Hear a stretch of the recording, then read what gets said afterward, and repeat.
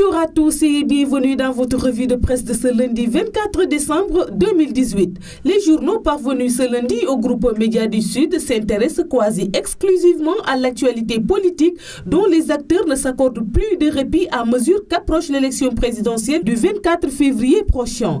La poursuite des investitures de candidats à la candidature à cette future élection présidentielle semble avoir intrigué le Témoin quotidien qui n'hésite pas à évoquer des prolongations pour des candidats qui attendent la validation de leur candidature par le Conseil constitutionnel. Bien que certains candidats aient déjà déposé leur dossier au Conseil constitutionnel, on continue toujours à les investir, souligne le journal qui cite les investitures de l'ancien Premier ministre Idrissa Seck par les forces démocratiques sénégalaises, du président sortant Macky Sall par Alsar And Liggéey Sénégal ak Racine, un mouvement dirigé par l'homme d'affaires Racine Sy, ou encore de Boubacar Camara par le mouvement FIPOU, refuse en français. Le président du parti Rewmi passe la balle au peuple, affiche à ça une vox populi qui fait savoir qu'Idrissa Seck met les Sénégalais devant leurs responsabilités sur le choix du futur président de la République. Le journal met également en lumière la réaction du Premier ministre Mahammed Boun Abdallah Dionne aux substitutions entourant la validation des candidatures. C'est le Conseil constitutionnel qui validera les candidatures à l'élection présidentielle du 24 février. Tout ce bruit n'a pas lieu d'être. Le mouvement venu, le Conseil constitutionnel publiera la liste des candidats, déclare-t-il dans des propos rapportés par la publication. Pendant ce temps, le Parti démocratique sénégalais, par la voix de son secrétaire général adjoint, continue d'étaler ses substitutions au sujet de la validation de la candidature de Karim Wade à cette élection.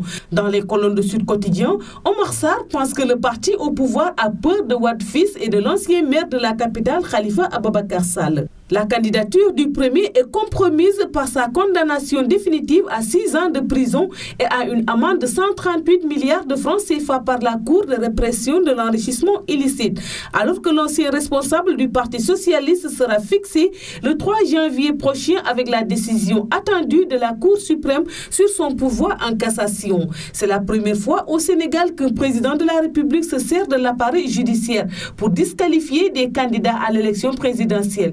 Fustige le professeur Abdoulaye Bathily en réaction à cette actualité dans les colonnes du journal La Tribune. Voilà 50 ans que je participe au combat politique au Sénégal et c'est la première fois que l'on fait écarter par la justice des candidats à la présidentielle, insiste-t-il. Du moment que l'As quotidien s'intéresse également à la présidentielle, mais rend compte des mises en garde du Khalife général des Tidjanes contre les violences électorales. Sous le titre Fatwa de Serigne Mbaye Sy contre les pyromanes, le journal renseigne que le religieux tente de conscienter les responsables politiques et leurs militants sur les risques de violence électorale.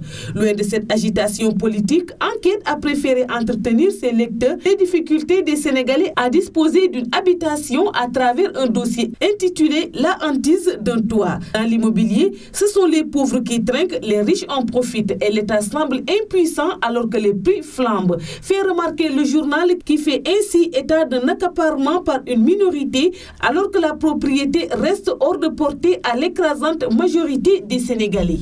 C'est tout pour la revue de presse parvenue à la rédaction du groupe Médias du Sud. Merci et bonne lecture à tous.